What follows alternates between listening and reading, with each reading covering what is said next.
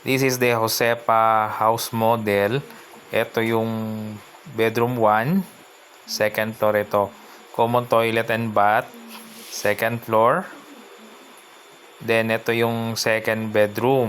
Pwede pala ito ng 3 to 4 bedrooms. Then 3 toilet and bath. Ito yung master bedroom niya. Then may sariling toilet and bath. Ito yung family area sa second floor. Along the highway lang ito. And then Pag-ibig financing. Advantage dito, ready to construct na ang mga unit. Disclaimer pala, hindi kasama lahat ng mga movable items. Ito yung ground floor. In addition, with complete amenities and facilities, itong development na ito. Toilet and bath. And ito yung turnover ng kitchen. Car garage. Average 6 months ang house construction, kaya call or text na!